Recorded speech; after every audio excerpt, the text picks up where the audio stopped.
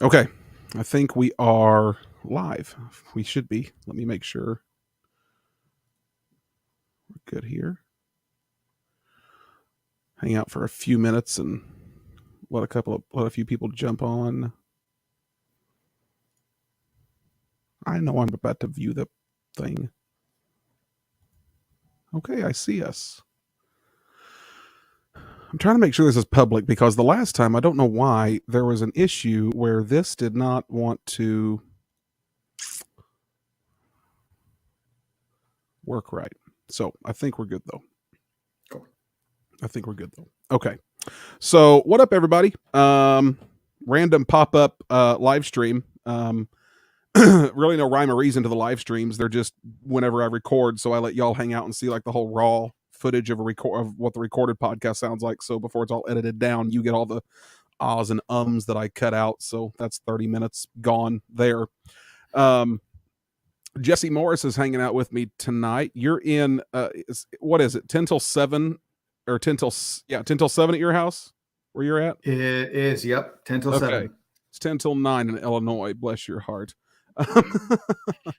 So I don't know. It's been a couple of months, I guess, ago that I put some feelers out for people that may have had some experience being part of a cult, and I got a lot of responses from that. And one of the guys that responded, his words were, "You're asking kind of a big question because you're." This is what he said: "You're actually asking people to say, 'Hey, I was a complete dumb for X years,'" and I said, "No."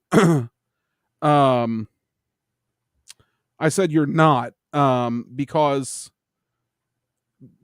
I titled this "Former Cult Victim Speaks Out" because one of the things I have learned in my research is that former cult members are not idiots. They're victims. One of the things that, when we talk about a cult, I think we have to kind of define what a cult is. And one of the hallmark, and that's the reason I kind of wanted to delve into this topic, is because I feel like culty is a word we use a lot in our culture, and we have kind of overused it, and we've made it into a thing it's really not. Like if you go to a church and you don't like the way the preacher preaches, all of a sudden it's culty. And it's basically just a word we use to describe a church we don't like. So I've heard the word thrown around a lot, but I've also seen real, authentic, culty, cult-like qualities in a couple of people in my life. I have dealt with a couple of people that are absolutely, they define the hallmarks of what a cult is, of what a cult, if you look at a guy and go, oh, this person could be a cult leader someday. They had all the hallmarks of becoming a future cult leader if they wanted to be. So I thought, we hear about cults, but I want to talk to someone that's really been there, that's really had that experience. So I put some feelers out, and you contacted me. And to be quite honest, I don't know how to have this conversation tonight. I'm not one to be at a loss for words ever. Anyone that knows me is shocked the fact I don't have words. But I listened to your story elsewhere on a different podcast, and I'm not joking when I say I got done listening to it, and it was right before my wife came home one night, and she walked in the house and she said, "What is wrong with you?" And I said, "I don't know what I have done, but I feel like I have opened a can of worms I don't know that I'm even prepared to see inside of." And I gave her a 5-second rundown of what I had just listened to. And I said, I don't know what I was expecting, but it wasn't this. And to be honest, when I first talked to you, before I heard you tell your story, I thought, this sounds pretty salacious. Like, this is pretty out there. Like, I don't I need to look into this guy, to be honest. I want to make sure I'm not talking to some loony, guy that just has a beef against the church and he's just mad at a preacher. And then I heard your story, and it was absolutely gut-wrenching to hear some of the experiences you went through. And I've talked with people that have got gut-wrenching stories. Anyone that listens to our podcast, you can go back and listen to the episode that I did with Ken Freeman, and Ken Freeman tells a little bit of his story growing up. And I'm not trying to make comparisons between the morbidity of a story, but this left me without words. So I think I want to start this by just taking a few minutes to kind of set the stage for what we're going to talk about tonight. And then I'm going to try to just not talk. I'm going to try to just kind of give this to you, and I might pop in with a question here and there, but I just, I'm going to let you tell your story, how you want to tell it. But let's first define what a cult is. A cult is not a church that you're ticked off at. That's not a cult. That's just your emotion, and it's that good or bad. That's okay. That's not a cult. A cult is not the church that disagrees with your church's theology. That's just called indifference. That doesn't make it a cult. A cult there's 4 hallmarks, and you can look up the word cult and find the definition anywhere, and you'll pretty well find these 4 hallmarks. There's usually a group focus toward a single leader, usually a living leader, to the extent that they almost deify this person if they don't completely deify them, meaning they either equate them with God or there is the belief that they are some extension of God himself. There is some preoccupation usually with money.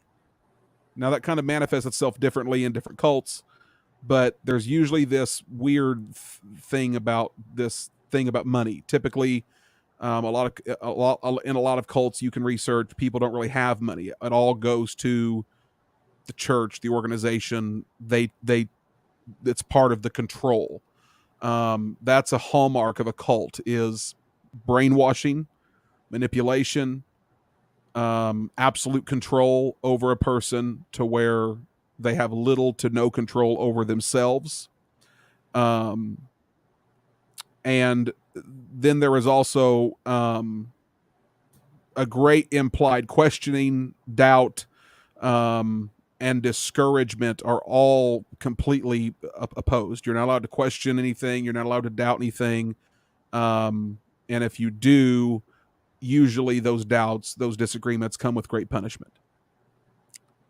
Again, that's part of the mental manipulation that goes on in a cult. So when you look at those things, I want to start off by saying this. Cults and cult activity are not as rare as what we believe, but it's not as prominent as what we like to think either. I'm a pastor, and I can say this safely, I believe. I think 99 out of 100 churches are genuinely seeking to preach the gospel. Maybe 999 out of 1,000, but there's always that one that's on the cuff that is some extreme form of radicalization, and that has defined itself as a cult. So cults aren't something you're just going to find all over the place, but they do exist. And that's, we hear stories about cults. You hear about Jim Jones and David Koresh and who was the guy down in Florida, the sons of the Branch Davidians. No, that wasn't the Branch Davidians. Who was the guy down in Florida? The wacko. Anyway, was that the Branch Davidians? Anyway, no, they were in Texas. Yeah, that's right. That was David Koresh's group. Man, what was that guy in Florida? That's going to drive me nuts trying to think of that. I'll think of it later, like once we're off, and then it'll hit me in the middle of the night. Anyway, um, so let's start here. You were born into the cult that you were part of, correct? Correct. Yes. So you weren't brought into it later on in life like a lot of people. You weren't, tricked into something. You were born into this. This is what you knew. And what was the technical full name of the church that you attended? The church's name is, excuse me, is the Church of Jesus Christ Forever. The Church of Jesus Christ Forever. Yes. Also known as Perfect Church. Sort of. So everyone, sort of. The website is perfectchurch.com. Mm-hmm. So that's what Yeah. they go by online. But, in person, the actual name is the Church of Jesus Christ Forever. So let's start here, Jesse. Walk me through how this church began, where its findings are, and where its foundation was, and let's work our way up to where we get to. All right. This would take so much time. Little history, So a I quick will. history Right. lesson here. Yeah. The church started off as a Bible study in Rockford, Illinois, in, I believe, my grandma's basement. Actually, she just had a large room, and people started attending this little Bible study, and it outgrew that. So they moved to a farmhouse outside of Oregon, Illinois, and they outgrew that. And so they were given a brick building that they renovated and turned into an actual church building in Oregon, Illinois itself. It started off with, back in Rockford, it started off with a male Bible study leader, and I believe that it was taken over by a female Bible study leader, and she became the pastor, and then she passed away in 1992 or 3. I don't remember which one. However, in 1991, she married the assistant pastor, and he is the current pastor, a current living pastor. Yeah. So that's where they are now in regards to the leadership. It's a Christian non-denominational church. They believe in the gifts of the Holy Spirit, raising the dead, speaking in tongues, casting out devils, and they believe in perfection. Matthew 5:48 in the King James Version, because there is no other Bible that is a real Bible. Matthew 5:48 talks about being perfect. That is the verse that they fall back on. That's their clutch verse. That is everything to them. So they believe that you can be perfect in the flesh, just walking, flesh and blood, just walking around. You are a perfect person, but it takes a lot of trial and a lot of work through the Holy Ghost to be able to actually, obtain attain that stature. And they believe that they all have attained that stature, so they are perfect. Figure that one out. So the church's website is perfectchurch.com. I almost don't know if I want to say that out loud, because I don't know if I want to send anybody to that website. Don't go to that website unless you're really in the mood to go down a very deep, dark, heretical well. It's not a good hole to fall into. I did it one night, and it was like 2 hours of my life I'd never get back. What's worse is that they've cleaned up their website when the police started looking into them in 2022. So half the content is gone. But if you know how to, search for it, you can find it. I've seen a lot of broken links to a lot of pieces of information, like articles that should have been in their church constitution and such, that you click it and it was just a broken link and there was nothing there. They've deleted so much. Yeah, I'm curious to know what was behind those broken links. because the stuff that's still there is unbelievable. It's wild, the stuff that's there. I actually have I have access to a lot of that stuff. I mean, you can go on web archives, Mm-hmm. and which I did. I took a lot of time Okay. to actually gather information. So just stuff that they wanted deleted from the internet, but I mean, it's on the internet. You don't just get to delete it. Yeah, once something's on the internet, it's on there forever. That's what they say. Yeah. So let's start here. So you were born into this church. We talked about the pastor. We're going to circle back and talk about Rose was the founding pastor's name. This woman that started this church back, when was it? Was it the early 70s that she kind of took things over? Yes. There's I still haven't figured this out. So the church began with this woman who started this church, and I haven't figured out how this woman, she was very wealthy. She had been married in the past, divorced, married again, I think. And then did he die? The second husband, or did she divorce him too? I'm a bit murky on that. I know she was married multiple times. Yeah, and I remember. Go ahead.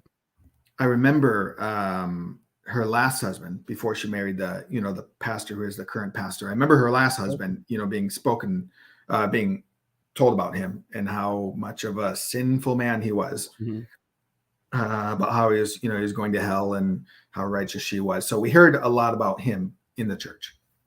Well, her second husband, the one you're talking about, I think, and this is all on their church website. This is all stuff that was on their church website, which is a very weird thing. But apparently her second husband owned a bar in Oregon, Illinois, and she kind of ran the bar. And and then in her free time, she was preaching. And then I'm not exactly sure if I'd have to go back and look if there was a divorce or whatever. But anyway, there was no more marriage. And then she marries this man named Cale. So I'm gonna let you have this. I'm gonna kind of step back here. I'm gonna let you have this and let you walk me through the beginning of this, why Cale is important. And I'll pop in when I need to. Perfect.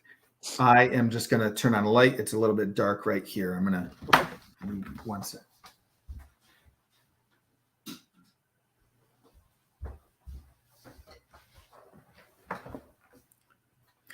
That didn't help, but it doesn't matter.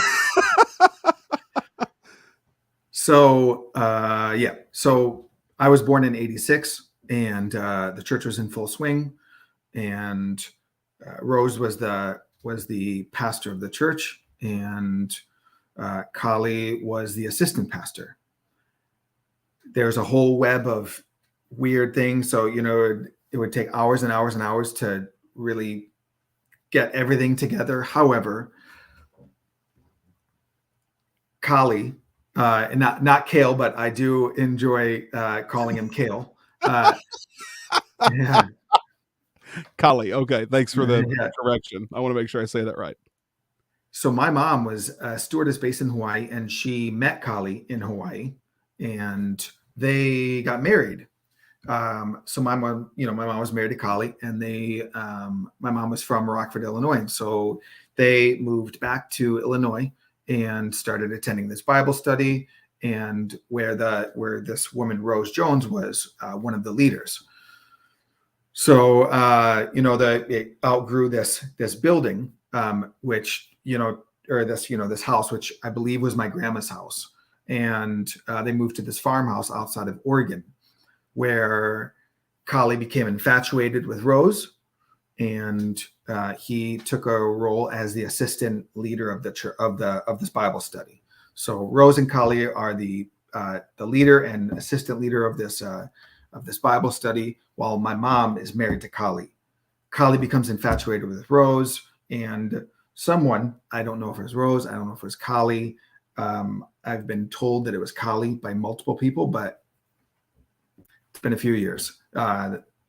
So I'm told that Kali had a vision that he and Rose were supposed to consummate their relationship and become one with Jesus. So it was said that Kali was the reincarnation of God, or he was Jesus, or someone who sits at the head of the table. And Rose was the bride of Christ.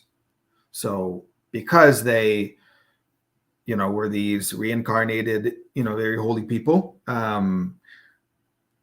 God needed them to, consummate. And so Kali convinced the church that this was God speaking. And so Kali began sleeping with Rose.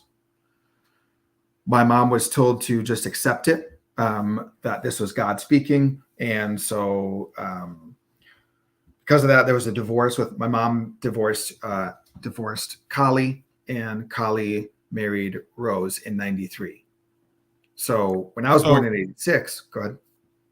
So your mother was married to Kali, who then, and this was before you were born. Kali's not your dad. Okay, I want to make that clear. Correct. Thank God. Yeah. So this was before you were born. Your dad came after the divorce from Kali, but your mother's first husband was the now associate pastor and husband to the woman Rose, who was the center idol of this entire church. And I just want to throw this in here.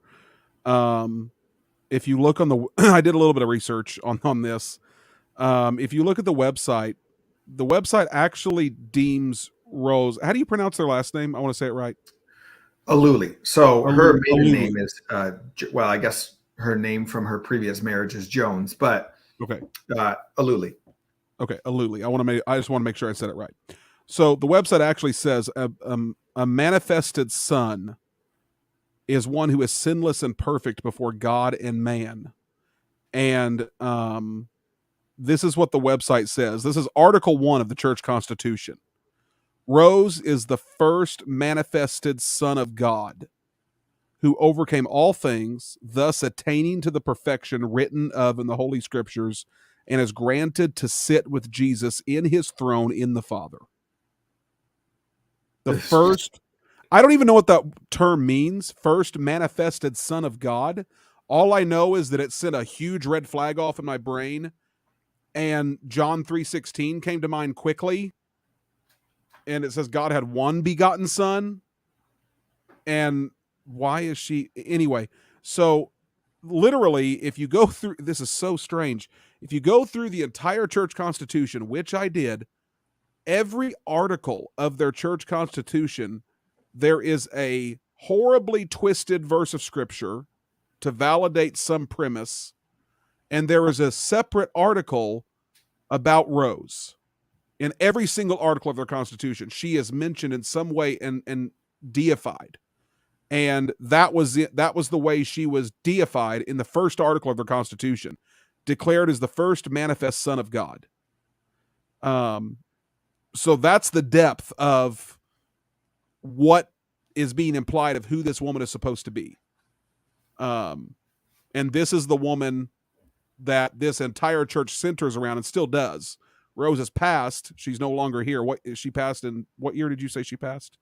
Either 92 or 93. 92, 93. So she's been dead for, almost 30 years and still is viewed as a literally perfect, righteous woman and equated with God. That's the person, that's the cult leader. I guess now Kali would be the leader. I don't know. I guess he's picked up that mantle after she died and her money. Funny how that works. Yeah. So anyway, I wanted to insert that because I've got a lot of stuff here on a lot of church history. I want to interject here to kind of set the stage for what this thing is. So please proceed. So Kali was the assistant. So I was born and Kali was the assistant pastor. Rose is the pastor. I don't remember much about her other than she was, it sure seemed like she was worshipped. I remember, so the church this is where it gets weird. The church believes that the way you run a church is one person doesn't stand at the pulpit. One pastor doesn't stand at the pulpit. The pulpit is open for whoever wants to. They take a verse out of the New Testament where it says, and everyone shall bring a psalm or a verse or a word from the Lord or whatever, they'll bring it to church and they will share it. And so the church takes that verse and says, great, everyone is allowed to actually get up in church. So the way a church meeting starts is someone will get up and pray, and that kind of opens the service. And throughout the week, everyone will have read the Bible and prayed and fasted and all these things, and God will be faithful to them. And so now they will come to church with what God has given them throughout the week, whatever that may be. And then they just get up whenever they want, from the youngest to the oldest. During a meeting, everyone gets up and preaches. And so I remember growing up that wanting to give Rose a word from the Lord, just like how much it would mean and how much, almost like how much I would be praised for giving her that word. I'm giving Rose a Bible verse or a vision that God gave me, as a little 4 or 5-year-old. And that's how skewed it was. That's how, much she was idolized. So it was actually told, Rose started getting sick in the 90s, I believe. Kali married Rose in 1991, I think. And they were married. It was either less than a year or just over a year when Rose died. Rose was very wealthy. She owned a restaurant, or she co-owned a restaurant. I believe that her name and Kali's name, along with a couple other people's, their names were on the deed to a restaurant, or the mortgage to a restaurant, whatever, the property title, whatever. So she owned, part of a restaurant. She owned part of a piece of land. She was wealthy. Mm-hmm. I have no idea where she got her money. And when she died, just after Kali married her, the money was supposed to go to Kali. There's a weird law that says that if your name is not on the will, the spouse can change the name on the will. I don't fully understand it. I just know that it created a lot of contention with Kali and Rose's children from another marriage, to where there was a legal battle about who was supposed to get the money. So when Rose died, we were all told that Rose would never die. I mean, this is something that God apparently told Rose, that she can never die, or God told Kali that I don't know. And well, she died. So we waited 3 days before we buried her. Because, 3 days and Jesus rose, 3 days and Rose is going to rise. And it never happened. But I remember my dad putting me on his shoulders as we stood around her open casket in the church building 3 days after she died. And it was supposed to be a show like this. We were all, the church body was gathered together to watch this dead woman rise, and it never happened. So obviously there's got to be a holy explanation for that. So Kali came up with something like, no, now isn't the time for her to rise, or she's going to rise in the next year or something. And, it's been 33 years, 30 years, something like that. She's still dead. So, but every year or every few years, someone gets up in church and says, I think this is the year that Rose is going to raise from the dead, or I don't know, God's bringing us into a new place and Rose is going to come back, and it never happens. So there is still, even 30 years later, there is still belief that she is going to come back to life. Oh yeah. Oh, and everyone believes it. It goes back to the brainwashing and the lack of, the discouragement of doubting. We could not doubt this. There is no questioning. If I were to state my skepticism, I'd be in so much trouble. Right. Yeah, there wasn't So room for that. so your mom remarried after after her and Kali divorced. Did I say that right? Kali. Kali, Okay. So after her and Kali, like cauliflower. yeah, Kali. Okay. I'm thinking Yeah. more like my childhood of watching wrestling, the Great Kali. Anyway, so Yes. Yeah. Oh um, no! Don't tell him that. He'll love that. well, he was. I think Great Kali was like Samoan, wasn't he? Anyway, no, he was Indian. Anyway, so after Kali and your mom divorced, your mom remarried later, um, which My mom went into an arranged marriage. okay. So walk me through that. So after she divorces Kali, walk me through. So my mom, after the divorce, there was a guy who started going to the church, and someone got up in church and had a prophecy or a vision or whatever that my mom would marry this guy, and they married him off to her. So your He, mom stayed in the church after the yes, divorce. there's Um, a whole different story. It's another story, but my mom okay. stayed with the church. She left the Okay. church and came back very briefly. So yeah, Okay. so she believed that Kali was following the Lord. Doesn't matter if he was sleeping with Rose when they were together. Like, this was something that the Lord had shown my mom, or shown the church, and who was my mom to question the God. So she submitted to the authority of Kali and Rose. Okay. So then after the prearranged marriage, then you're born. So you're After the prearranged marriage, this guy realized that, hey, I joined this church, and all of a sudden I'm married to this woman, and all of a sudden she's pregnant. What happened? And he left. He got a divorce with my mom. So, I mean, I think that things just kind of snowballed, and before you knew it, he's in a church, married to a woman, has a kid, and he had no idea how that happened. So he left, and then the church arranged my dad to be married with my mom, and so my mom was put in another arranged marriage, and it's just like they didn't want my mom to be single. I mean, there's just so much. There's so much pressure to be married to my mom, or I mean, I don't understand. I really don't understand. So my mom married my dad, and then I was born. And my mom was married to my dad for 24 years before he passed away in 2008. And it was good. I mean, this was an arranged marriage, absolutely, but it was real, and it was really good. so after I'm sorry to hear about your dad passing.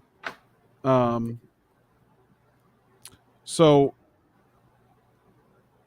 this church is all you know at this point. This is the only exposure to church you have. Yeah. So we Exactly. actually grew up knowing that we grew up being told that every church outside of our church was what was known as the church world, and they were sinful, and none of them were going to heaven, and their theology was wrong. And I grew up with this elevated sense of who I was, based off of what I was told by the leaders of the church.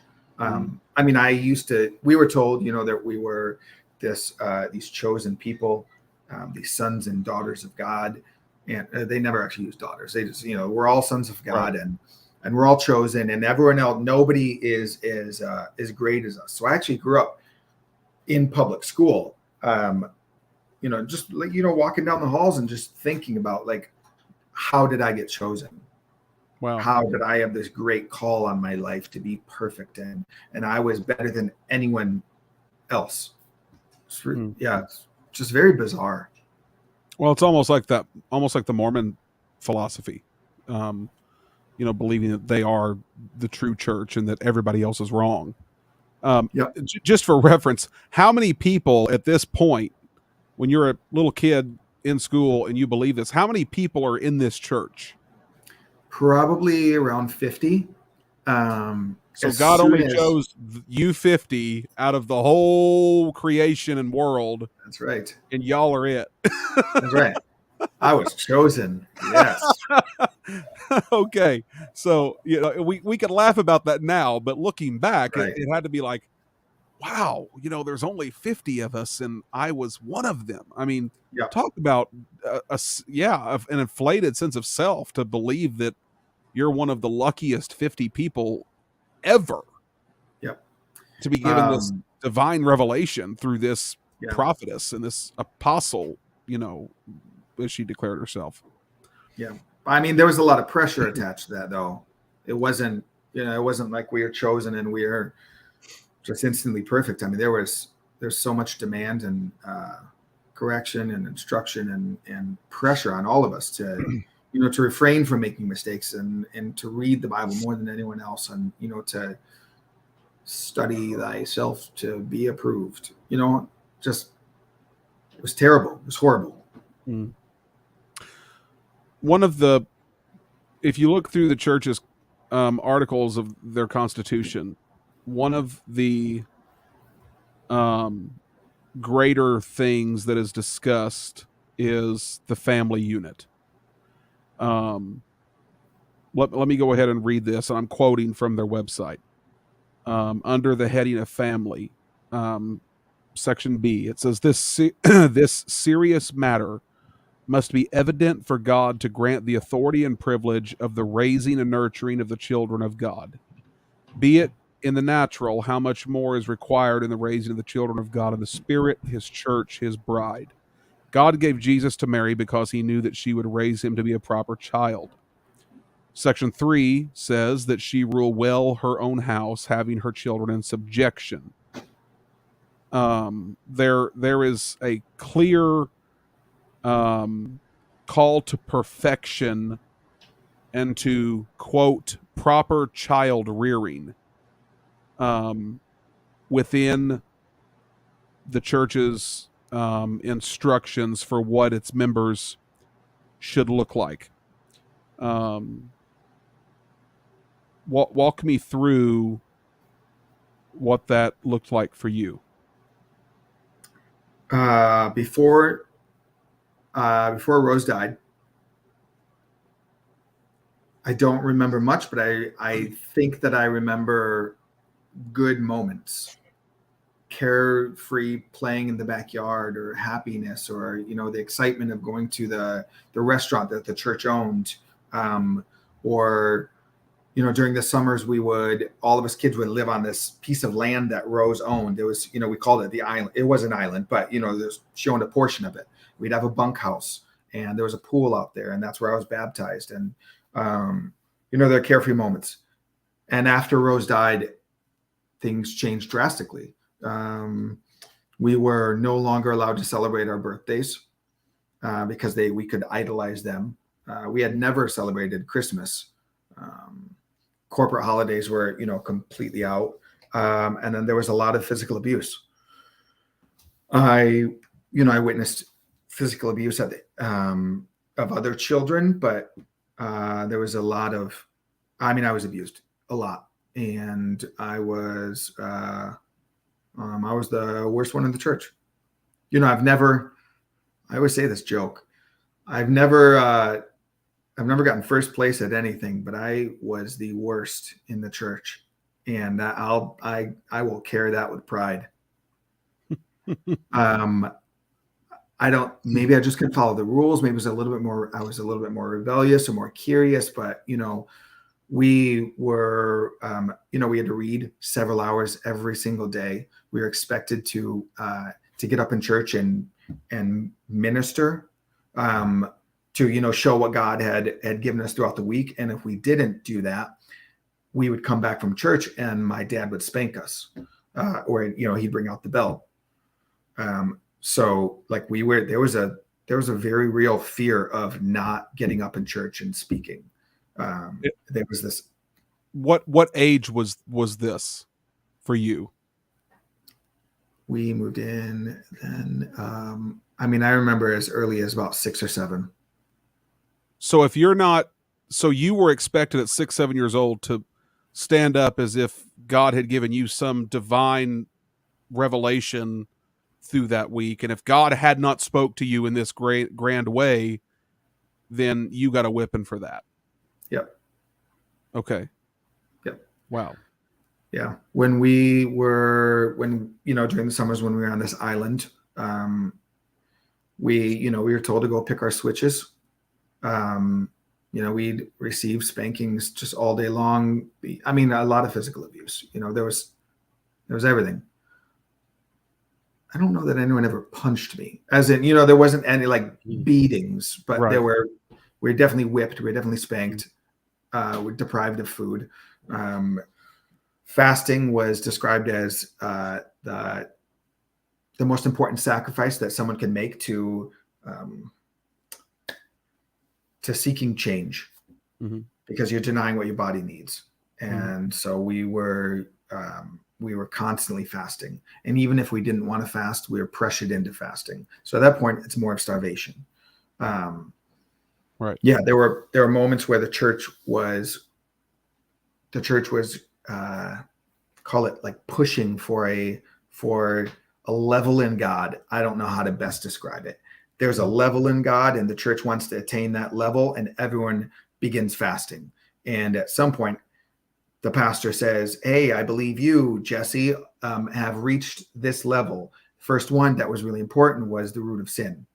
That was the thing that makes us sin, the desire to sin.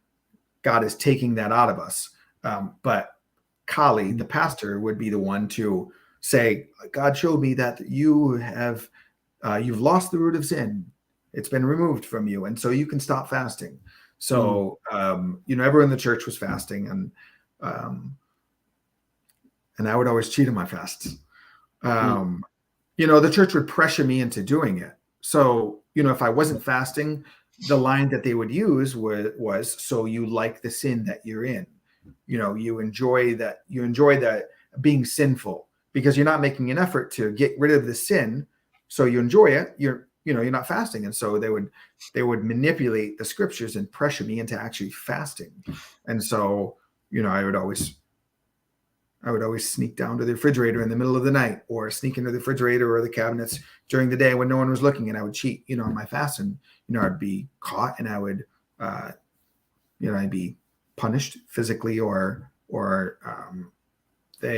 church members would come over because Jesse cheated on his fast again, and I'd go through severe chastisement, or there would be moments where the church would go out to dinner and I wouldn't get to go. I would instead be told, "You have these chores to do while the rest of us go out to dinner." Or when my nephew was born, I didn't get to go see him in the hospital with the rest of my family. I was told that you're going to stay back and you're going to rake the church lawn.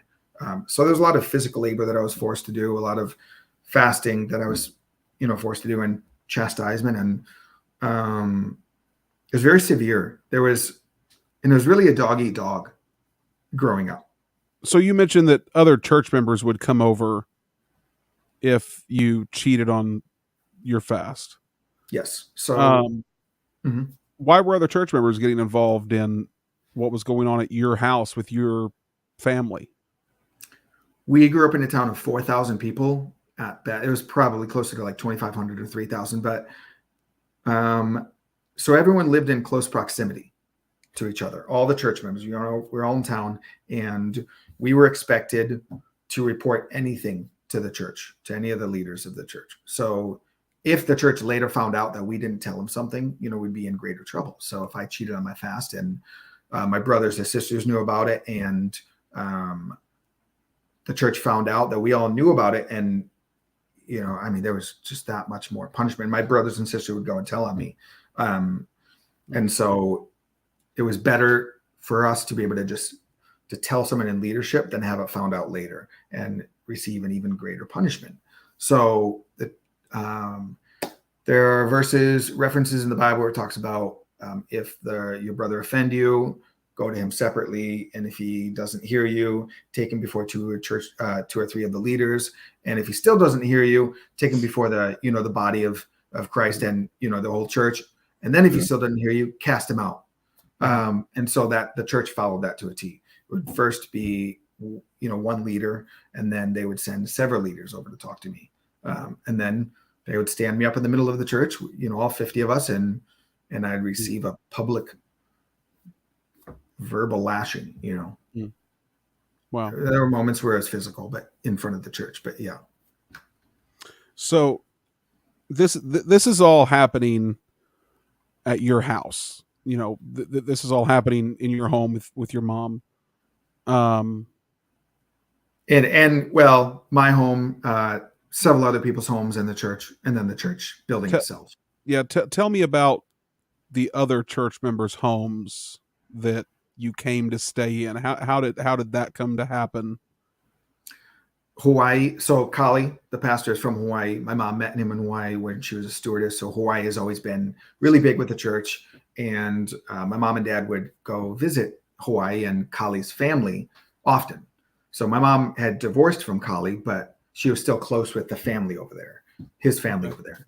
So my mom and dad would go visit Hawaii. And then when I was 12, maybe 13, my parents decided to head over.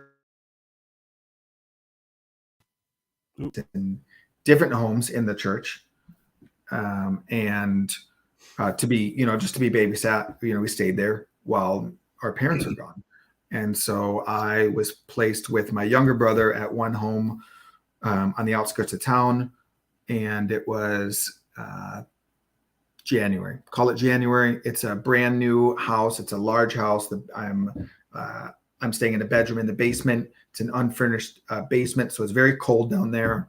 It's winter in Illinois. I mean, we all know how bad that is and how cold it can get. Especially up north. Yeah. Oh, yeah. We are 3 hours west of Chicago. It's nothing but cornfields. And so things were fine at this house initially. Things were fine. I don't know. I mean, normal life in a cult. So it's, a lot of reading the Bible, a lot of church members over, and whether people having dinner together or whatever. But then I say something wrong.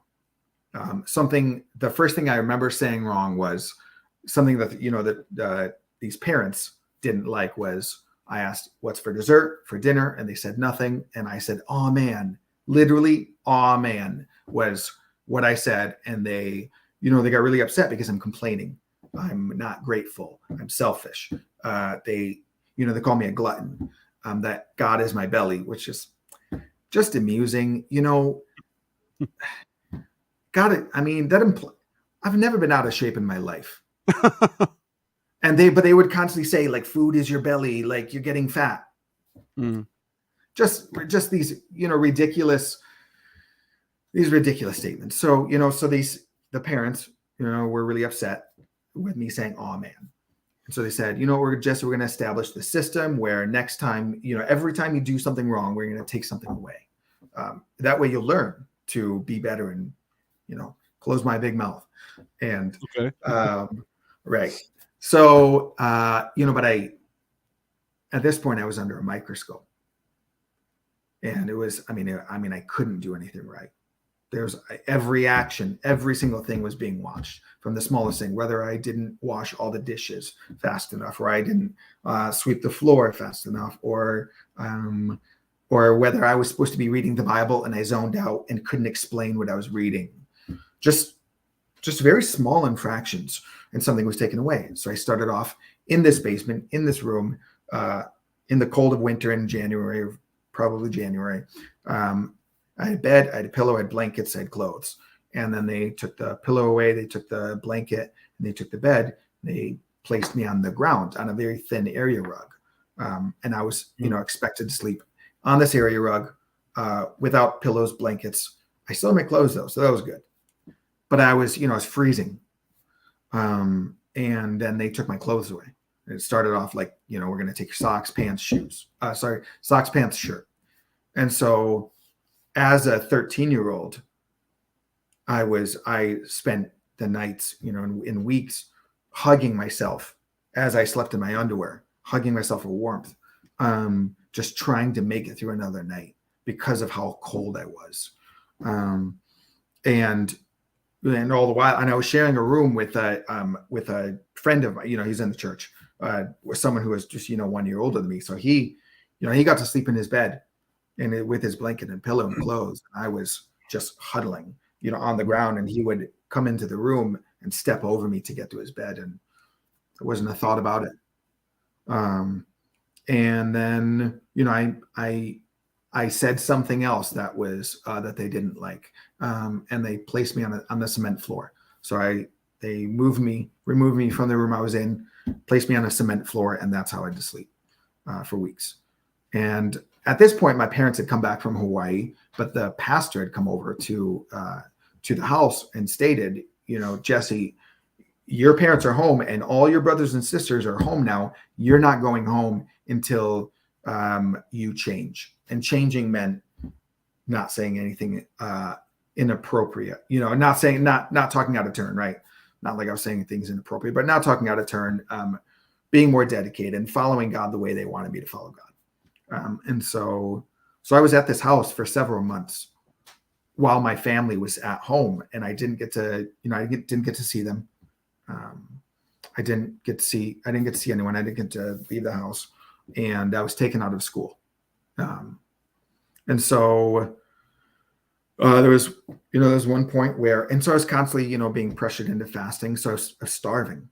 I was never willing to do these fasts. I mean, I was pressured into them. It's not, shouldn't fast if you don't want to do it. At that point, it means nothing. If you want to do it from a willing heart, absolutely. Okay. Now you're making a sacrifice. Now it means something. But if someone's pressuring me into it and I'm doing it just for the sake of like, let's end this conversation. Okay. Yes, I will fast. I'm great. That'll get them off my back. I've agreed to do what they want me to do. And then knowing that, I'm going to cheat on my fast. I'm starving. Mm-hmm. I was on these fasts and I was caught.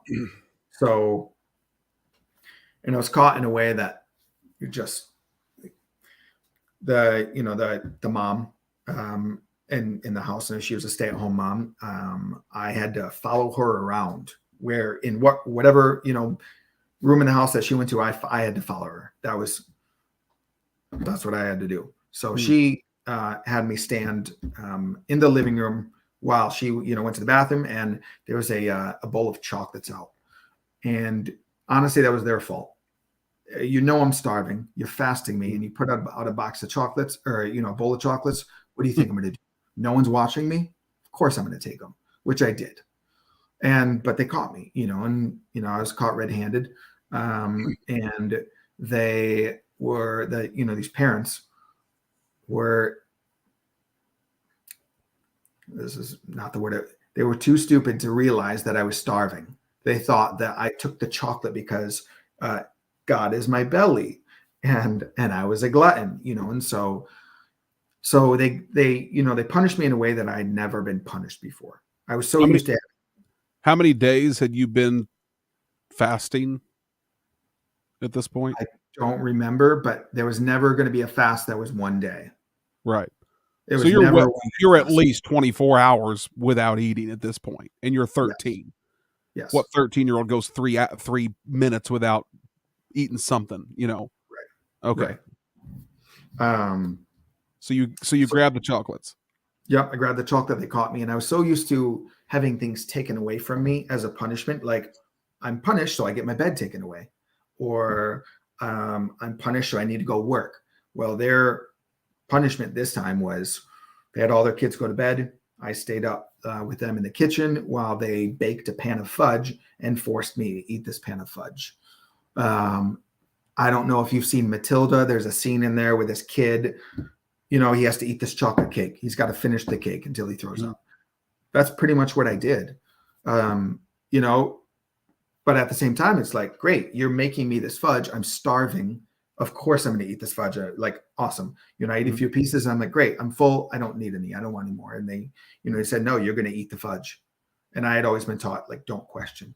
Like, I do not get to question these people. It doesn't matter if they're my parents or not. They're the adults. They're the parents. And they're following God. And so I continued eating, and then I threw up. And at this point, I had been crying and begging them, like, please don't make me eat anymore. I promise I'll change. I'll close my mouth. I'll read the Bible. I'll focus on what I'm reading. I'll work harder. Don't make me eat anymore. And I'm begging them. And the husband pulls out a lighter and wants me to understand what hell feels like. So, smells like. So he burns a little of his hair with a lighter or a match or something. I don't know that they had a lighter in the house because nobody smokes, and it's, a sinful thing. So I smell his hair burning, and this is what hell smells like. And then he has me, hold my hand over the flame far enough to where it's not actually like doing anything, but I can feel that heat. And so I throw up, and they grab a glass of water and they just put so much sugar in it. And they say, you are going to drink this glass of sugar or you're going to drink your throw up. And I don't think that they knew what I was going to do. I think they do think I was going to drink this glass of sugar. But in my mind, this fudge represented sugar.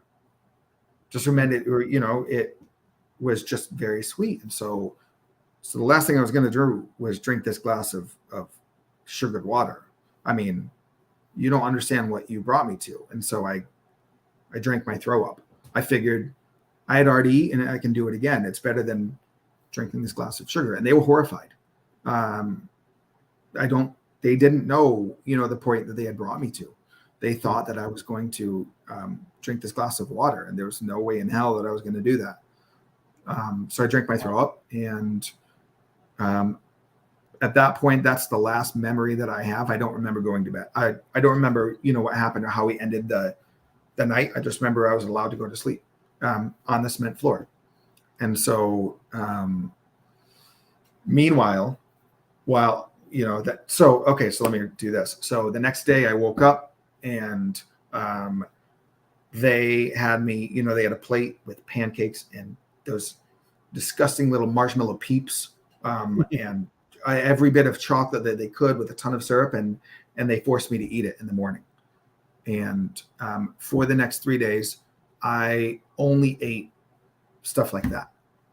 I only ate sweets and sugar, and there was no normal food. There were no vegetables. There was no meat. It was like breakfast, lunch, and dinner for 3 days was sweets. And to this day, I won't eat fudge. I can't do it. I'm no longer repulsed by fudge, by the smell of fudge, but I won't eat it. No wonder.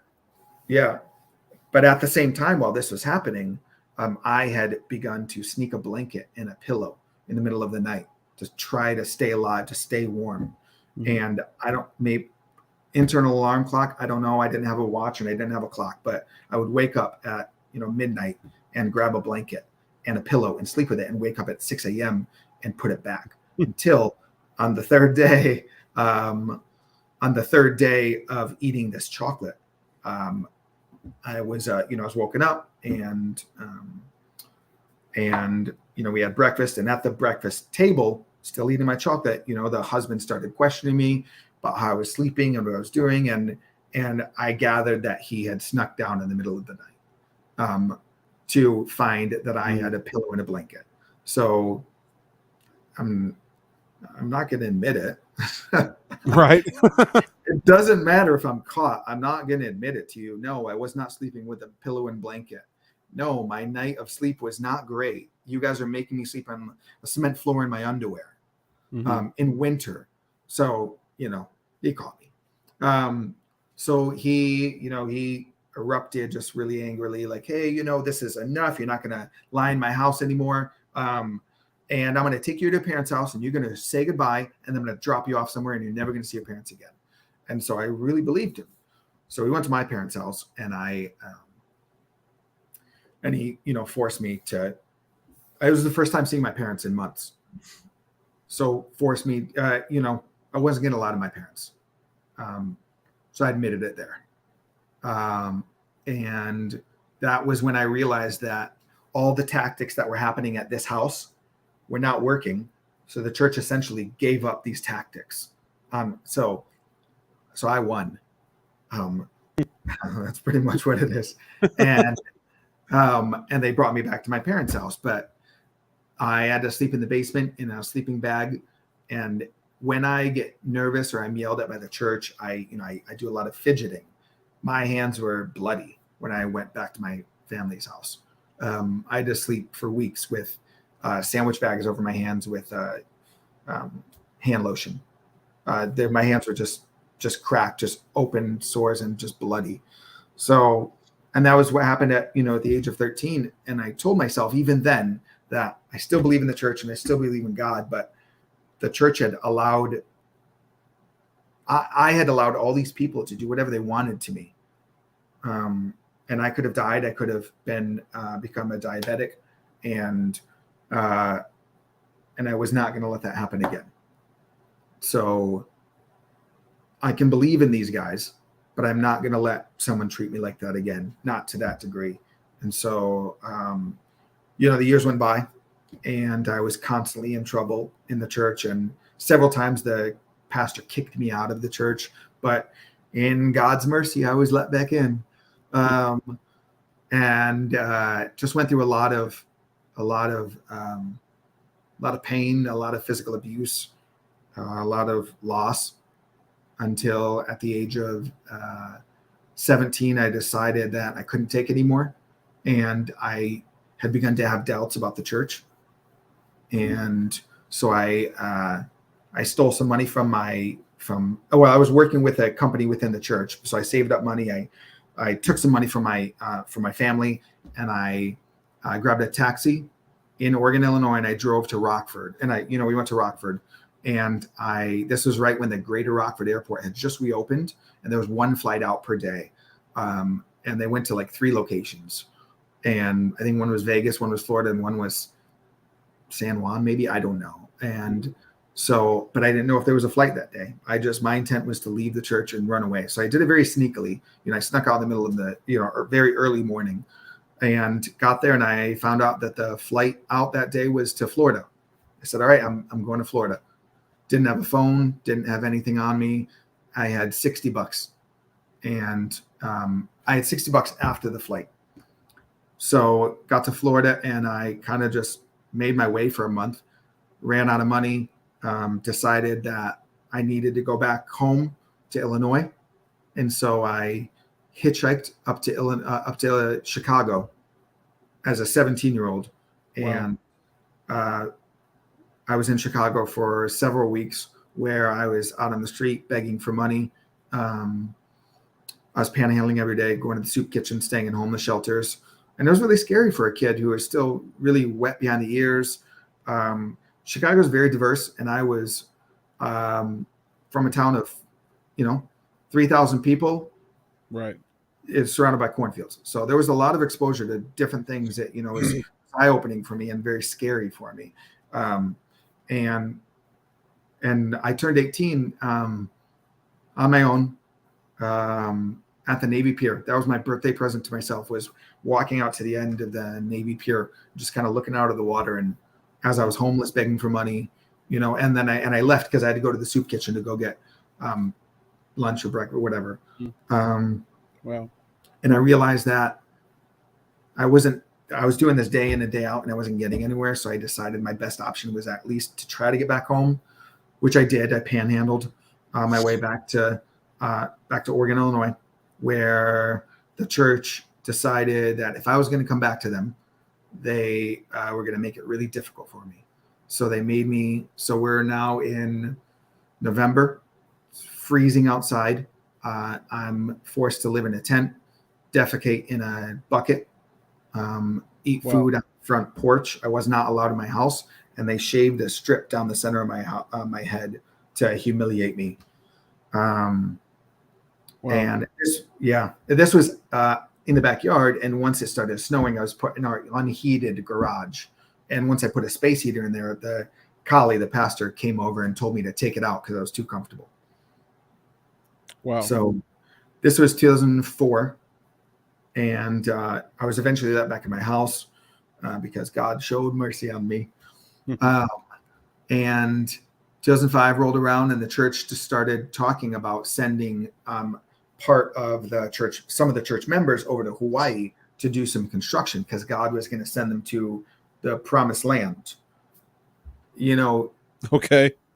When you're from Illinois, Hawaii looks a lot like the promised land. That's right. I think anything's the promised land when you think about Illinois. So everyone was like, "Oh my gosh, yeah, God showed me that Hawaii is the promised land." Oh, of course it is. And everyone's like, "Oh, yeah, I agree. God showed me that too." Yeah. So just get us away from these cornfields. Right. So the church began sending people over to do construction, and it had been a few months into 2005, and my family was going to go visit the people over in Hawaii, and Kali brought my family into the church building, and and there was an apartment attached to the church, and so Kali brought me into his apartment and said, "You're not going to go with your family to Hawaii. I'm not going to let you go, but we don't know what to do with you because you're an 18-year-old and we can't trust you. So, what are our options?" And there was a family that was part of the church, but that lived in Michigan. And so the option was to send me up there to live with them while my family went to Hawaii. So we did that. And at first everything was okay. And it was a nice environment. It's fine. And then things kind of slowly turned to how they were when I was 13. There was a lot of restrictions that I was under. I mean, just stupid things like my food was monitored and I couldn't read books, and I was made to work a lot around the house. Nothing terrible, but it was the idea of I'm an adult. I'm treated like a child. I'm constantly having phone calls with the church members where they're telling me to stop sinning and just constantly chastising me. And there was a moment where the wife at this house slapped me in the face with a paintbrush. There was another moment where I was not allowed to have desserts, and she asked me one day, "Hey, do you want dessert?" And I said yes. And she went into the refrigerator and grabbed dog feces and lifted my shirt and rubbed dog feces on my bare chest. And this was her godly way of showing me that my life was crap. Like God showed me, "Jesse, your life is crap." And he showed me, "This is what I need to do to you." And I had bare dog feces on my chest. And I remember being allowed to go take a shower and just sobbing in the shower as I tried how do I wipe this off? Like, don't touch it, but just sobbing at the humiliation and shame, and knowing that here I was in the same position as I was when I was 13, and I was allowing these people to do whatever they wanted. And so I remember knowing that I needed to get out for real. And I had no resources. The church had taken my ID. So one day I was left alone at the house, and I went into the parents' bedroom, and I took these Folgers cans full of change, and I took some items I thought I could sell along the way, and some food, and I called a taxi, and I paid for a taxi with all this change to get to the bus station, and I bought a ticket to California. And I figured that I don't know anyone in California, but I at least lived in Chicago on the streets, and I didn't die. So if there was at least I could go to a soup kitchen and go to a homeless shelter. And if I could do that there in Chicago, I could try to do the same thing in California. But before the bus left, the wife from this house walked in, and she had been searching for me, and I just backed down. I'd been told to be, I'd been taught to be submissive, and so that's what I did. I was submissive, and I backed down. We got into the vehicle, and I got on the phone with the pastor, and he said, things are going to be better, and things are going to change, and we're going to be so much better, and just give it one more try. So I did. So we went back to the house, and then the first thing they did was they took my backpack and found everything I had stolen and forced me to sign a document that said, "I admit that I stole these items." And then they said, "Next time you ever try to leave the church, we're going to turn this into the police." Wow. I don't remember. I mean, I read the Bible growing up, but I haven't read it in a while, but I don't think my memory is that far off. I don't think there's anything in the Bible that talks about blackmail. I don't think that that God allows perfect people, sinless, to blackmail. And so then I knew, like, this is for real. You know, obviously they're wrong. There's nothing, maybe they can justify like beatings in the church, right? Spare the rod, spoil the child. Maybe they can justify perfection. Be therefore perfect, even as your Father in heaven is perfect. But where can they justify blackmail? And so I was like, I gotta get out of here. But now my options are even more limited. I don't have an ID. I'm too wet behind the ears to know that I have resources outside of this home. I can't go to the police. I don't have a cell phone or a computer or access to anyone who has left the church. The church was very deliberate in keeping that information from me. And I can't go to my family in Illinois, because they're part of the church. So did what I needed to do to get out of the church and get away. I started sneaking out at night, and I found cars that were unlocked, and I stole change from the cars. And it was just, petty change, and it wasn't enough. I did this over several nights, and it wasn't enough to do anything. And so one day I walked by a school, and I found a window that was opened. And so I went in, and I found the keys to the you guys in Illinois call it pop. I live in the West Coast. We call it soda, to the soda machines. And hang on. I know. It's weird. No. People up north call it pop. It's just soda here. Soda? All right. Yeah.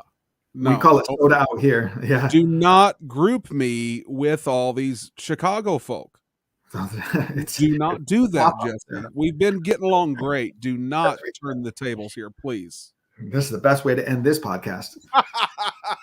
Let me tell you where you stick your pop. Yeah.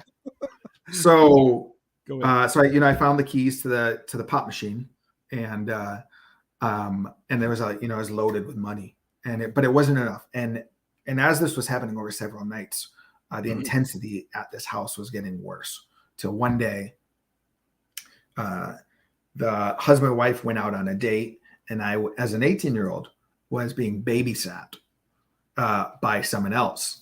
And when the husband and wife got home, they spoke with the person who's babysitting me, and came to me, and they accused me of something that I didn't do. They made an accusation, and they said, God showed me that you did this. And I was like, well, shoot. I may have been wrong in the past about a lot of things, about cheating my fasts, about not reading the Bible, and not working hard enough. But here's one thing I'm not actually wrong about. I'm actually right. But you're telling me that God showed you that I did this. And so I was like, well, I mean, you're obviously wrong. And that means that in the past, every time that God showed you that, something, I mean, God doesn't show you anything, like you guys are wrong. And so I got really defiant. I got really defiant. I was like, oh yeah. Well, look at this and look at this, and you're not going to find any evidence. And so the husband actually, he brought me into the bathroom with a knife and Tabasco sauce. And he said he accused me of doing something. And I at this point I'm panicking. I'm like, I didn't do anything. You can't put your hands on me. You're not my dad. I'll go to the police. I'm just like, oh my gosh, just wide-eyed kid. Like you have a knife in your hand. And I said, I kept, saying you can't do anything to me. And he threw me up against the wall, smashed the Tabasco sauce and asked me if I wanted to fight. But, at this point, this guy at his age had won, he's a Taekwondo champ, right? For his age group and his, event or whatever, you asked me if I want to. Of course I don't want to fight you. And so we exited the bathroom and got on the phone with the pastor, and the pastor said, just admit it, Jesse, you're wrong, or you did this. And I had been taught my whole life that Kali was the voice of God, that to defy him meant certain death. That's just, he was the man of God. And was no one on earth that was greater than him. But in that moment, I told him that he was wrong, and I was just deathly afraid. I mean, I'm not exaggerating. I was actually afraid that, that God was going to strike me dead for telling Kali that he was wrong. Still alive. So that night passed, and I knew that I needed to get out because the intensity with the church and the threats were getting more intense. It's one thing to take me in front of before the elders and chastise me, but then you start taking away my food, and there's physical punishments. And now you're telling me that you're going to cut off a piece of my body. Well, what happens next? There's only one other thing that can happen. Mm-hmm. And that's to kill me because God told you to. And so, I had to get out of there. There was no other choice. So that night I snuck out and I went into homes, broke into homes. I had no other choice. As an 18-year-old boy who was being threatened by like this and didn't have any choice, I was backed into a corner. I had no other choice. And so I did what I did to survive. I went into these homes and I found change, in the house. I found money in the house. And then I found the keys to a car and I stole a car. And my intent was to get down to Illinois to try to find my family members who had left the church. I knew that they lived in Rockford, but I didn't know where. And so I figured back then I could use a phone book when they still existed. And I could try to find my family members. But I was caught. Someone had called the police because, they heard noises in their house, and they called the police. And as I was driving, the police were, at a corner. They stopped me and questioned me. And this is how the brainwashing works. When I was caught, it showed me that I was wrong. And if I was wrong, someone had to be right.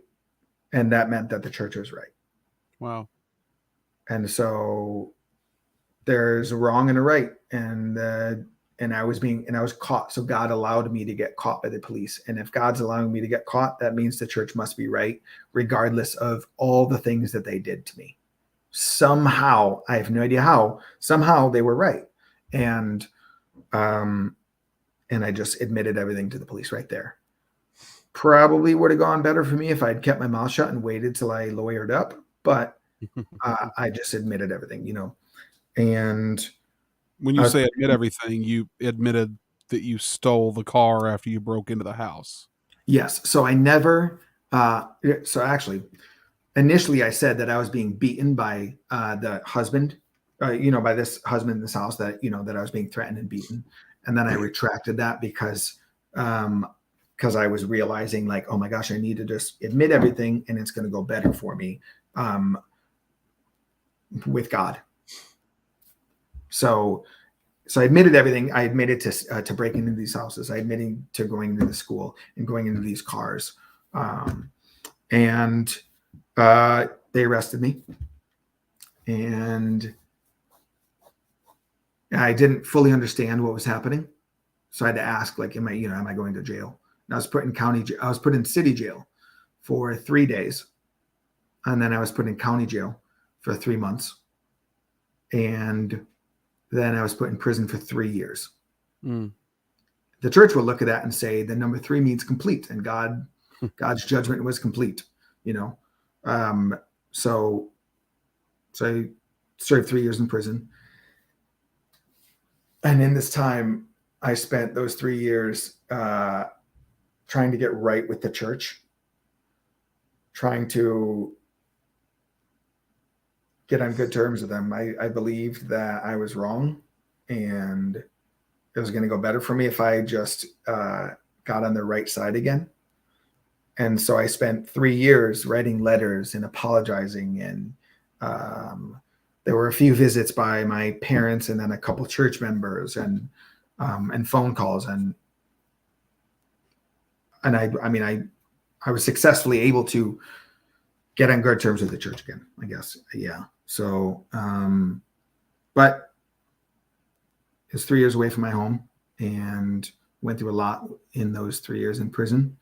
Was almost raped several times. I saw a lot of things, a lot of stabbings and rapes and just a lot of stuff. And it was life changing. And it was terribly painful. And 2 weeks before I got out, I got a phone call. My name was announced over the loudspeaker and my prison number, and I was told to go see my housing unit counselor, which I did. And she told me to call my mom on her phone, which was completely against protocol. The only way you do that is if there's an emergency. And I knew something was wrong. So I got on the phone, and my mom told me that my dad had died 2 weeks before I got out. And it's just the hardest thing ever. I was put on suicide watch. My dad died of a heart attack. And that night, I was in a lower level security, so there were rooms rather than cells.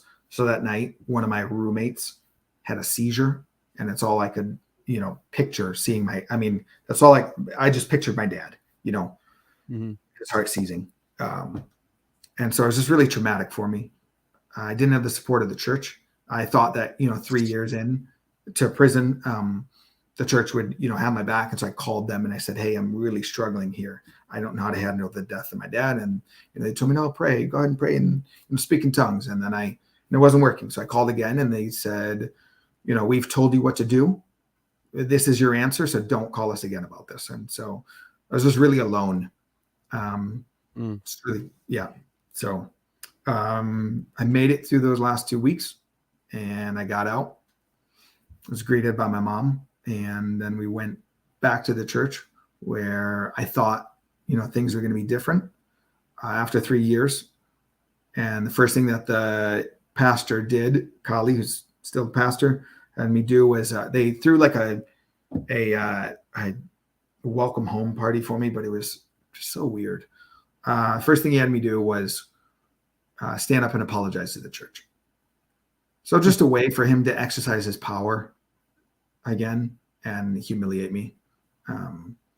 But then they put a lot of pressure on me. They kept talking about prison, changing me, and I'm going to be, I'm not going to fail this time back in the church, and I won't make any mistakes. And there's just so much pressure. I make one mistake, and that means, they're going to say that 3 years of prison did no good because I'm making the same mistakes that I made before I went into prison. Not reading the Bible enough, or I've got a big mouth, or, and so it was scary for me because I wanted it to work out, but I also didn't want it. I just didn't want it to fail, but I knew it was going to fail. I'm human. I knew I was going to be human, and it did fail. And so I got out in May 2008, and I finally left the church for good in November of 2008. For good. I'm out. I'm done. Yeah. Wow. After an experience like that, experience is not a good word. We're talking about, the entire first 18 years of 21 years of your life. We're talking about, your entire adolescence. So I don't mean to minimize that. But after years of that type of abuse, how did that shape you as a person, being raised up in a church and being taught that this is the only church and we are the right church, being told that you're chosen of God and that you're one of the 50 elect. What did that do to you as a person, but what did it do to you spiritually during the fact? What did you go through in your mind and your soul during all of that? And where are you at now? after the fact? Yeah, good question. It's a good question. When I got out of the church, uh, I didn't want to go to church. I still believe in God. I I always say that there are two reasons for leaving this specific church. It's because you don't believe in the people, or it's you don't believe in God. And for me, it was I didn't believe in the people. Okay. Still believe in God, but I found it extremely difficult to try to go to another church. It took years because I had to figure out what was true and what wasn't. Is perfection true? I've been taught my whole life that perfection is true. Is perfection true?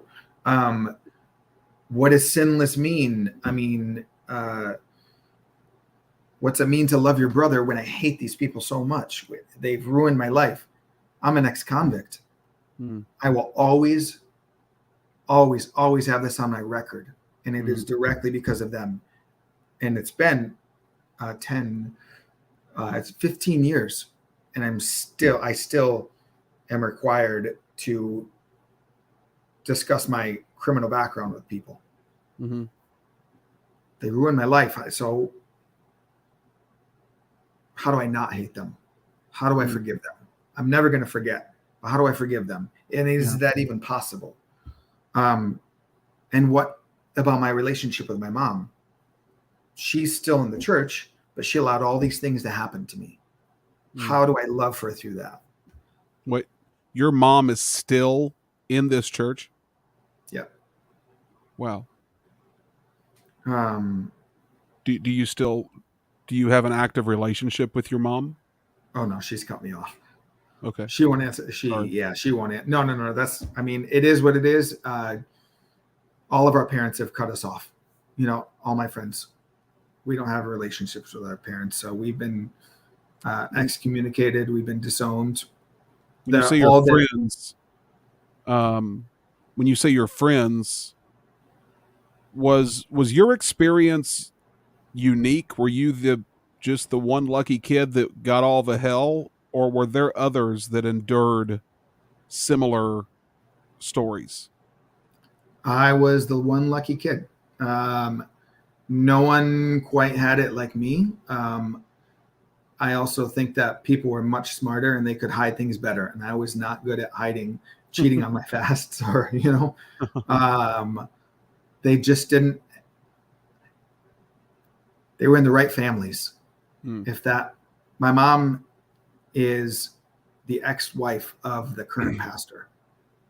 And as much as my mom and the current pastor say that there's no bias, there will always be bias towards my family. As long as that man is in power and his follower is his ex-wife, we're always going to be treated differently. Were you ever able to have a conversation with your mom after you left, after you got out of prison, after you left the church officially? Have you ever been able to have? You've tried. I've tried, and it's never received well. There's always a manipulation of scripture, or we were desperate. I also went through puberty years as a kid who was never allowed to date anyone, and we never took sex ed classes, and I would get in trouble for hugging a girl. That's a fact. Everything, I was closed off to so many things. So once I started going through my normal teenage years and wanting to understand, that I would get in trouble, and how many siblings do you have? I have 7. You have 7 siblings. I do. Where are you at in the line of children? Are you the baby? Are you the eldest? Are you in the middle? I'm number 6. You're number 6. So you got one little one after you, and that's it. Wow. Yeah. What are your siblings' relationships like? Did any of do you still have a relationship with your siblings? Was their experience anything like yours? My relationship with my family members is very complicated. There are some who are still in the church, and there are Wow. some who are not. And the ones who are not, we all have issues because of what we all have PTSD. Yeah. We all need to see counselors, and we're all dealing with mental health issues because of being manipulated and brainwashed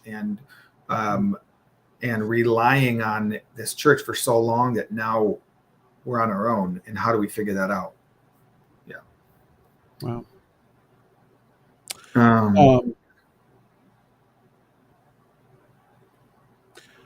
What? Pretend that you have the floor, and that you're able to speak to a group of people that are actively involved in not a culty church that they're ticked off at, but people that are legitimately involved in a very negative situation, and maybe they've kind of realized, I think I'm in a cult. What do you say to those people? What advice do you have for those people?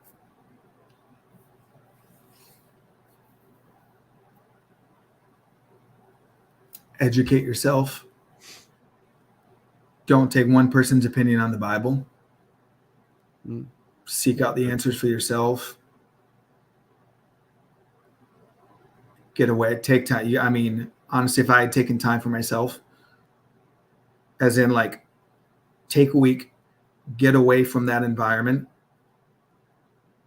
and find out answers on my own. Like see, like whether that means reading the Bible, whether that means Googling something, whether that means speaking to a mental health professional and finding out, am I actually in a cult? Am I being brainwashed or manipulated? If I had that, I would have left the church much, much, much long ago. Wow. Yeah, it is so unfortunate that people are going through this and that there are people who continually manipulate the Bible to stay in power. Absolutely. I agree completely. Again, I've referenced this several times.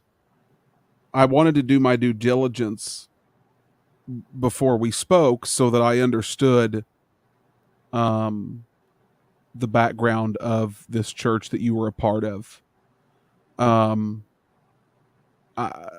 would encourage anyone, if you are mature enough in your faith and you want to learn about this, perfectchurch.com, just take some time to go through the church's articles of their constitution. If you can find it, good luck. It's buried. And what you will find is a gross misrepresentation of Scripture over and over and over and over again. You will find a gross misrepresentation of the character and the person of God. And you will find what any Orthodox Christian would say is absolute heresy. That there is nothing biblically accurate. There is nothing contextually accurate about anything on their website. It's all completely demonically twisted. Let me give this example. This is a prophecy that was spoken, a supposed prophecy that was spoken about Rose Aluli, the supposed prophet. It says, a manifested son is one who is sinless and perfect before God and man. Rose Aluli is the first manifest son of God. The Lord God spoke to Rose in prophecy that she would be the first manifested son. The prophet who spoke it said the manifestation would take place in a certain amount of days. On that exact day, it happened. Now, we have to just take this I guess we just have to believe this is true. There's nothing to back any of these claims. But here is the supposed prophecy from Prophet X. On the 11th of March, 1969, a prophet spoke, "I see you overcome, overcome, overcome, overcome." I don't know why that had to be repeated 5 times. "I saw 7 overcomings," referring to the 7 overcomings to the churches in Revelation and the promises that follow. "Thou hast obtained the 8th promise, and it is thine." After this prophetic word, Rose writes, "God said, I have the 8th promise because I had overcome. I had 7, and 8th is mine also." So this is not some cryptic thing. This supposed prophecy is a very clear biblical teaching. In fact, David Jeremiah wrote about these 7 promises that the book of Revelation gives. And the one that supposedly is the magical 8th promise that was fresh to Rose is basically just a reiteration of one that God already made. It's not a special 8th promise. It's just a twisted up version of the 7th promise in David Jeremiah's writing. It's the adoption into God's family. Revelation 21:7. "He that overcomes shall inherit all things. I will be his God, and he will be my son." This is already stated in Scripture. This is not special to her. It's not a 7th. It's not an 8th promise. It's just a twisting of the 7th. This kind of stuff exists all throughout this church's supposed their proof text in their constitution. I wish we had time to go over a lot of this. I mean, the stuff in the dedication of the church, for this. "Thus the purpose of the Church of Jesus Christ forever is to bring about a perfect church in as the body of Christ, Jesus Christ being the head." Literally a belief that this is the only perfect church. There's so many red flags I wish we had time to go into. Let me boil it down to this. When I first heard your story, Jesse, I was honest when I said I wasn't sure if I believed it. And someone may listen to this or watch this, and they may say the same thing. They may say, I don't know if I believe this.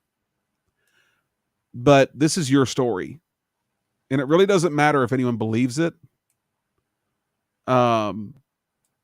It matters that it was your life, it was your existence, it was your experience. And whether anyone believes that or not, that I have to believe your story because it's your story. I don't need you to bring me a book to, a way to prove that. I don't have to. I don't expect you to somehow validate that to me. But the truth is that a lot of people have lived your story. A lot of people have lived their entire life in your story. A lot of people have lived your story and they've gotten out before it got rough. A lot of people have they wake up and they have that moment of, the light bulb goes off and they say, this isn't right. But one of the things that was unique to you is you were born into the cult that you were a part of. You were born into this. You weren't brought into it later with any presuppositions. You didn't join into it later with any other ideas of what a right church looked like. This was your only context of a church, your only context of truth, your only context of what preaching of the Bible looked like. This was your only context of God. And my Lord, man, I mean, whew, I don't know what it's like. I don't know what it's like for you to have to live with that every day. I don't know what it's like for you now overcoming all of that and being able to trust people and trust anyone like me that calls themselves a pastor. I don't know how You said, how do you forgive somebody when you hate them so much? Boy, I think that's an honest question that a lot of people, if we were really honest, we could probably say we've all been there. We've all, a lot of people have been in that place where we've said, yeah, I know the Bible says, forgive someone 70 times 70, but man, I'm just pissed off at that guy. And that's an honest assessment. How do you love someone after, when you have such a logical reason to hate them? All I know is that there is grace in Christ. There is truth in Scripture, and one heretic, one apostate believer, one wrong church, one cult is not enough to break that truth down, and it's not enough to make that truth ineffective or inefficient. Jesus made the promise to us whenever he was talking to his disciples in Matthew, and he was talking about the coming establishment of the church. He said to Peter, upon this rock I'll build my church, and the gates of Hades won't prevail against it. It's a very, very important text, because if you look at the history of where they were in Caesarea Philippi, it was a deeply, deeply pagan area. And in Caesarea Philippi, there was this cave that was elevated above the city. And there was this spring that flowed from the cave. And they believed, the people in that area, they worshiped the god Pan. And they believed that Pan was a god of fertility. And they literally believed that cave was the gates of the underworld. And they were known to sacrifice their babies into the spring, hoping that it would bring them fertility for their ground, so that Pan might accept their sacrifice. So when Jesus says the gates of Hades won't prevail, he was talking to a people in a culture, and looking against this backdrop of what would have been called in the time the gates of Hades. And he said, not even the pagan practices of the day will overcome the truth of my church. And that's an important key that I think we have to take from this, is that at the end of everything, that truth is still going to prevail. I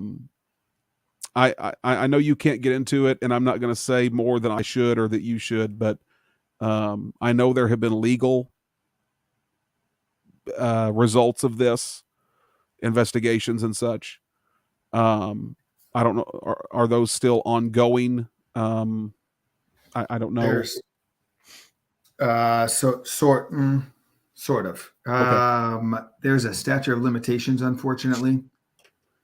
Okay. So there wasn't any sexual abuse, but there was physical abuse. Right. And physical abuse has a statute of limitations. So a few of us, ex-members, went and filed police reports in February, March of 2022.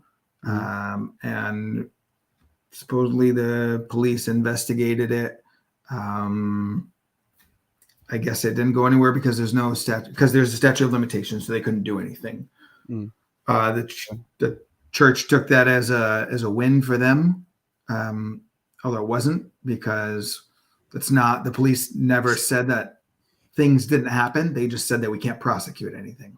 Gotcha. So as of now, is the church still operating in Oregon? Full swing. Is Kali still there? Yes. So he, half of them are in Hawaii and half are in Illinois, because, Hawaii is the promised land. So what they do is they essentially just have a Zoom call every Sunday or every Monday or Saturday, whenever they decide. This church days are always fluctuating. So there's never been, my whole life, we had church on Mondays when I was growing up, and then we switched them to Saturday, then to Sunday. So Yeah, I have no idea when they actually meet these days. Gotcha. So the church is still active, and from what research I have done, it's not a church you're just going to walk into on Sunday. So if you live in the Oregon, Illinois area and you're new to the area and you're looking for a church, don't worry, you're probably not going to stumble into this one. Um, because I'm pretty sure the church doesn't even look like a church. It looks like just like a house. It's Yeah. it's very obscure. Um, and if you want to get entrance as a member, they basically try to scare you away. Yes. um, They do like an interview. I read that, you know, one of the current members was open to someone visiting the church only after meeting with them separately for an interview. yeah. So, which should take away their you know, their status as a 501c3 or whatever it is, you know, because I think you're supposed to be open to, you know, people joining the church whenever they want. Yes. Yes. Well, sadly, there's a lot of ways to get around There's a lot of nefarious ways to get around a lot of good provisions. Yeah. Yeah, it's amazing how you can use the law to skirt your way away from being held liable for it, but there's also ways to skirt around the good things the law does and to vilify it. And I think that's evidence of that. So tell me about you now. So we're way past all of this. Now we're in 2023. Where's Jesse now? What does Jesse's life look like today? Yeah. I did 2012. I went overseas for the very first time to do some mission work. I went to 11 countries in 11 months. Wow. And I was, which is amazing. It was very eye opening. I loved it. Then I went to Spain in 2014 for 6 months to go to a spiritual leadership academy. And then in 2015, 14, I went back to Africa, where I was the logistics coordinator for incoming and outgoing volunteer groups at an organization. And my now wife was on an incoming group. Cool. Yep. So we've been married for 6 years now, almost 6 years. We live in Oregon. Thank you. Yeah, we live in Oregon. I was born in Oregon, Illinois, and I now live in Oregon State. I just can't get it. I can't get away. Yeah. So life is good. We travel quite a bit. My wife is from South America, so we head down there quite a bit. We love traveling. We love exploring. We love the outdoors. I work at an outdoor company. I work at a company that supplies outdoor gear, and life is good. Good for you. Go to a local church called Imago Dei. And it's good. It's a really good church. Good for you. It's, my friend Justin here popped in. Hey, Justin, thanks for joining in and leaving a comment. He said it's amazing after what you've been through that you still believe. Yeah. That's probably the best comment I could come up with. Because a lot of people they would just say, you know what, this Jesus thing is, I'm done. It's been rocky. Yeah. Yeah. As it should be. But I think you made the best statement. Never let one person tell you what is true in the Bible and about Jesus. Man, that is so good. Anytime I preach, when I pastor churches, anytime I go to a church to preach, I tell them, don't believe anything because I said it. Believe it because Scripture confirms it. And if I say anything that comes close to being wrong, please tell me so that I can correct myself. I want to be accountable to Scripture. I don't want people to be accountable to me and me be accountable to me. That's not a good structure. That's not good. I want to make sure that everything I do is biblically accurate, biblically true, that what I say is right. And it's not right because I say it's right. It's right because I just simply repeated and expounded scripture. And again, I think the truth of the matter is that most churches are those churches. But there's the outliers, like what you were born into, that we need to be aware of. Yeah. Know what to look for. Know the hallmarks that exist. Don't walk around with your antenna up all the time looking for a cult. Yeah. But be aware that they're not fairy tales. They do exist. People like Jesse exist. They've lived it. They've been through it. But now, for better or for worse, they're still able to stand up with their back straight and say, God's still good. The Bible's still true. But there's some crazy people in this world. Oh, absolutely.